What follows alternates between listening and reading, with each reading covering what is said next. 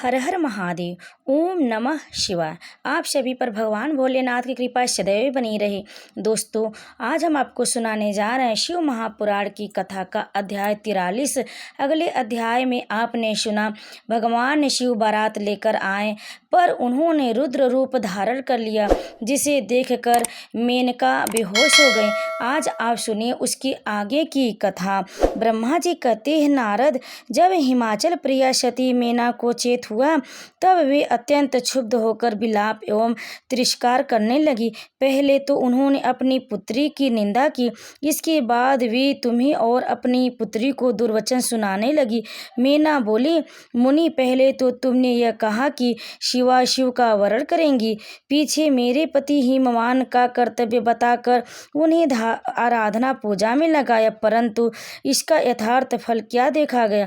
विपरीत एवं अनर्थकारी दुर्बुद्धि देवर्षि, तुमने मुझ अधम नारी को सब तरह से ठग लिया है। फिर मेरी बेटी ने ऐसा तप किया जो मुनियों के लिए भी दुष्कर है। उसकी उस तपस्या का यह फल मिला जो देखने वालों को भी दुख में डालता है। हाय, मैं क्या करूं, कहाँ जाऊं, कौन मेरे दुख को दूर करेगा? मेरा कुल आदि नष्ट हो गया, मेरे जीवन का भी नाश हो गया। कहाँ गए वे दिव्य ऋषि? पाऊँ तो मैं उनकी दाढ़ी मोच नोच लूँ। वशिष्ठ की वह तपस्विनी पत्नी भी बड़ी धूर्ता थी। वह स्वयं इस विवाह के लिए अगुआ बनकर आई थी। न जाने किन किन के अपराध से इस समय मेरा सब कुछ लुट गया। ऐसा कहकर मेना अपनी पुत्री शिवा की ओर देखकर उन्हें कटु वचन सुनाने लगी। अरे दुष्ट लड़की, तूने यह कौन सा कर्म किया जो मेरे लिए दुखदायक सिद्ध हुआ? मुझ दुष्टा ने स्वयं की सोना देकर कांच खरीदा है, चंदन छोड़कर अपने अंगों में कीचड़ का ढेर पोत लिया।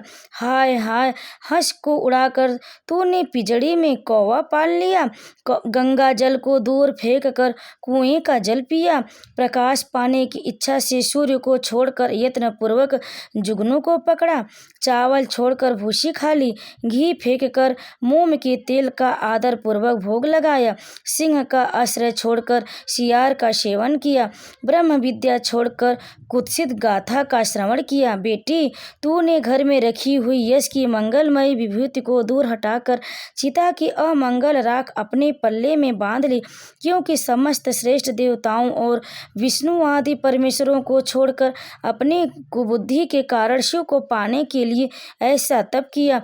तुझको, तेरी बुद्धि को, तेरे रूप को और तेरे चरित्र को बारंबार धिक्कार है। तुझे तपस्या का उपदेश देने वाला नारद को तथा तेरी सहायता करने वाली दोनों सखियों को भी धिक्कार है। बेटी, हम दोनों माता पिता को भी धिक्कार है, जिसने तुझे जन्म दिया। नारद, तुम्हारी बुद्धि को भी धिक्कार है। सुबुद्धि देने वाली उस सप्त ऋषि को भी धिक्कार, तुम्हारे कुल को धिक्कार, तुम्हारी क्रिया दत्ता को भी धिक्कार, तथा तुमने जो कुछ किया उस सबको धिक्कार है। तुमने तो मेरा घर ही जला दिया, यह तो मेरा मरण ही है। ये पार्वती के राजा आज मेरे निकट न आए, सप्त ऋषि लोग क्यों मुझे अपना मुख न दिखाए? इन सब ने मिलकर क्या साधा? मेरे कुल का नाश करा दिया। हाय, मैं बाज क्यों नहीं हो गई? मेरा गर्भ क्यों नहीं गल गया? मैं अथवा मेरी पुत्री ही क्यों नहीं मर गई? अथवा राक्षस आदि ने भी आकाश में ले जाकर इसे क्यों नहीं खा डाला? पार्वती, आज मैं तेरा सिर काट डालूंगी, परंतु इस शरीर के टुकड़े लेकर क्या करूंगी? हाय हाय, तुझे छोड़कर कहाँ चली जाऊं? मेरा तो जीवन ही नष्ट हो गया। ब्रह्मा जी कहते, नारद, यह कहकर मेना मूर्छित हो पृथ्वी पर गिर पड़ी। शोक रोष आदि से व्याकुल होने के कारण वे पति के समीप नहीं गए। देवर्षि, उस समय सब देवता क्रमशः उनके निकट गए। सबसे पहले मैं पहुंचा। मुनि श्रेष्ठ, मुझे देखकर तुम शिव मेना से बोले। नारद ने कहा, पतिव्रती, तुम्हें क्या पता नहीं, वात्सों में भगवान शिव का रूप बड़ा सुंदर है। उन्होंने लीला से ऐसा रूप धारण कर लिया, यह उनका यथार्थ रूप नहीं है। इसलिए क्रोध छोड़कर स्वस्थ हो जाओ, हठ छोड़कर विवाह का कार्य करो और अपनी शिवा का हाथ शिव के हाथों में दे दो। तुम्हारी यह बात सुनकर मेना तुमसे बोली, उठो, यहाँ से दूर चली जाओ, तुम दुष्टों और अधर्मों के शिरोमणि हो। मेना के ऐसा कहने पर मेरे साथ इंद्र आदि सब देवता एवं दिक्पाल क्रमशः आकर यूं विष्णु बोले, पितरों की कन्या मैनी, तुम हमारे वचनों को प्रसन्नता पूर्वक सुनो। ये शिव निश्चय ही सबसे उत्कृष्ट देवता और सबको उत्तम सुख देने वाले हैं। आपकी पुत्री की अत्यंत दुस्सह तप को देखकर इन भक्तवत्सल प्रभु ने कृपा पूर्वक उन्हें दर्शन देकर श्रेष्ठ वर दिया था। यह सुनकर मीना ने देवताओं से बारंबार अत्यंत विलाप करके कहा, शिव का रूप बड़ा भयंकर है, मैं उन्हें अपनी पुत्री नहीं दूंगी। आप सब देवता प्रपंच करके क्यों मेरी इस कन्या की उत्कृष्ट रूप को व्यर्थ करने के लिए उद्धत हैं। मुनीश्वर, उनके ऐसा कहने पर वशिष्ठ आदि सप्त ऋषियों ने वहां आकर यह बात कही, पितरों की कन्या तथा गिरिराज की रानी मैंने हम लोग तुम्हारा कार्य सिद्ध करने के लिए आए। जो कार्य सर्वथा उचित और उपयोगी है उसे तुम्हारे हट के कारण हम विपरीत कैसे मान ले। भगवान शंकर का दर्शन सबसे बड़ा लाभ है। वे दान पात्र होकर स्वयं तुम्हारे घर पधारे हैं। उनके ऐसा कहने पर भी ज्ञान दुर्बला मीना ने उनकी बात मिथ्या कर दी और रुष्ट होकर उनसे कहा, मैं शस्त्र आदि से अपनी बेटी के टुकड़े टुकड़े कर डालूंगी, परंतु उसे शंकर के हाथ में नहीं दूंगी। तुम सब लोग दूर हट जाओ, किसी को मेरे पास नहीं आना चाहिए। ऐसा कर अत्यंत विह्वल हो विलाप करके मीना चुप हो गई। मुनि, वहां उनके इस बर्ताव से हाहाकार मच गया। तब हिमालय अत्यंत व्याकुल हो वहां आए और मीना को समझाने के लिए प्रेम पूर्वक तत्व दर्शाते हुए बोले। हिमालय ने कहा, प्रिय मीना, मेरी बात सुनो, तुम इतने व्याकुल क्यों हो गई? देखो तो कौन कौन से महात्मा तुम्हारे घर पधारे हैं, तुम इनकी निंदा क्यों करती हो? भगवान शंकर को तुम भी जानती हो, किंतु नाना रूप वाले शंभु के विकट रूप को देखकर घबरा गई हो। मैं शंकर जी को भली भांति जानता, वे ही सबके प्रतिपालक है, पूजनीयों के भी पूजनीय है तथा अनुग्रह एवं निग्रह करने वाले हैं। निष्पाप प्राण प्रिय, हट न करो, मानसिक दुख छोड़ो, सुव्रते शीघ्र उठो और सब कार्य करो। पहली बार विकट रूपधारी शंभु ने मेरे द्वार पर आकर जो नाना प्रकार की लीलाएं की थी, मैं उनका आज तुमसे स्मरण दिला रहा। उनके उस समय महात्म को देख और समझकर उस समय मैंने और तुमने उन्हें कन्या देना स्वीकार किया था। प्रिय, अपनी उस बात को प्रमाण मानकर सार्थक करो। इस बात को सुनकर शिव की माता मीना हिमाचल से बोली, नाथ, मेरी बात सुनिए और सुनकर आपको वैसा ही करना चाहिए। आप अपनी पुत्री पार्वती के गले से रस्सी बांधकर इसे बेखट से पर्वत से नीचे गिरा दीजिए, परंतु मैं इसे हर के हाथ में नहीं दूंगी। अथवा नाथ, अपने इस बेटी को ले जाकर निर्दयता पूर्वक समुद्र में डुबा दीजिए। गिरिराज, ऐसा करके आप पूर्ण सुखी हो जाइए। स्वामी, यदि विकट रूपधारी रुद्र को आप पुत्री दे देंगे तो मैं निश्चय ही अपना शरीर त्याग दूंगी। मीना ने जब हठ पूर्वक ऐसी बात कही तब पार्वती स्वयं आकर यह रमणीय वचन बोली, माँ, तुम्हारी बुद्धि तो बड़ी शुभकारक है, इस समय विपरीत कैसे हो गई? धर्म का अवलंबन करने वाली होकर भी तुम धर्म को कैसे छोड़ रही हो? ये रुद्रदेव सबकी उत्पत्ति के कारणभूत साक्षात ईश्वर है, इनसे बढ़कर दूसरा कोई नहीं है।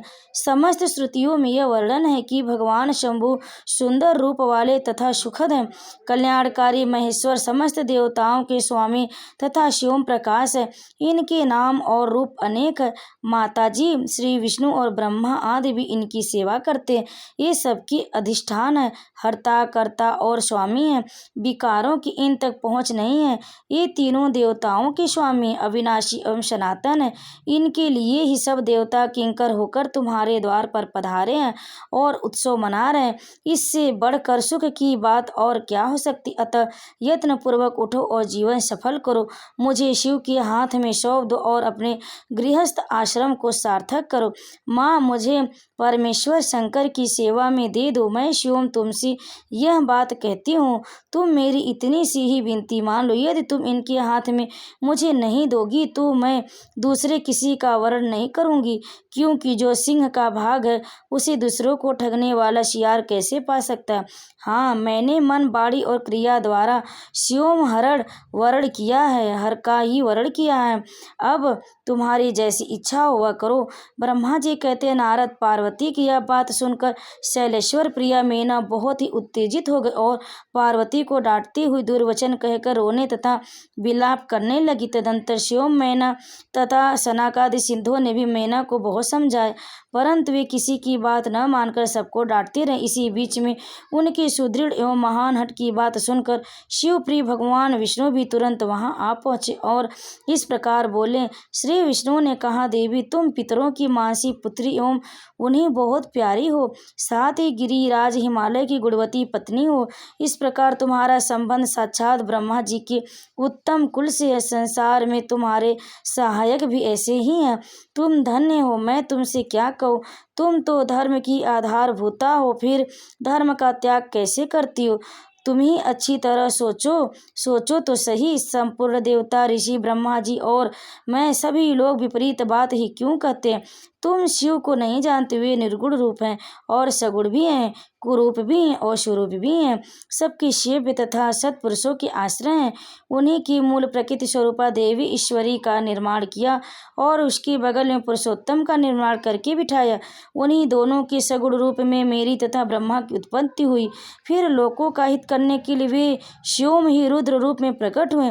तदंतर वेद देवता तथा स्थावर जंगम रूप में जो कुछ दिखाई देता है वह सारा जगत भी भगवान शंकर से ही उत्पन्न हुआ। उनके रूप का ठीक ठीक वर्णन अब तक कौन कर सका अथवा कौन उनके रूप को जानता है? मैंने और ब्रह्मा जी ने भी जिनका अंत नहीं पाया उनका पार दूसरा कौन पा सकता है?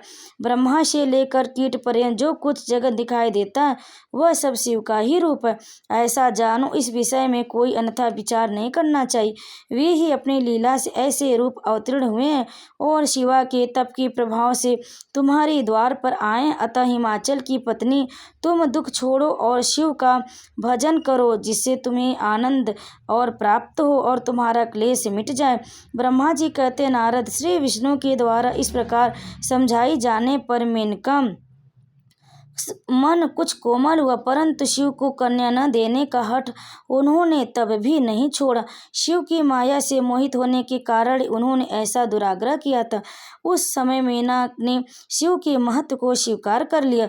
कुछ ज्ञान होने पर उन्होंने श्री हरि से कहा, यदि भगवान शिव सुंदर शरीर धारण कर लें तब मैं उन्हें अपनी पुत्री दे सकती, अन्यथा कोटि उपाय करने पर भी नहीं दूंगी। यह बात मैं सच्चाई और दृढ़ता के साथ कह रही हूँ। ऐसा कहकर दृढ़ता पूर्वक उत्तम व्रत का पालन करने वाली मेना शिव की इच्छा से प्रेरित हो चुप हो गई। धन्य है शिव की माया जो सबको मोह में डाल देता है। ओम नमः शिवाय। हर हर महादेव। आगे की कथा आप अगले अध्याय में अवश्य सुने। तब तक आप सभी पर भोलेनाथ कृपा सदैव बनी रहे। अगर आपको हमारी यह कथा अच्छी लगी तो वीडियो को लाइक करें, शेयर करें और कमेंट में हर हर महादेव अवश्य लिखें।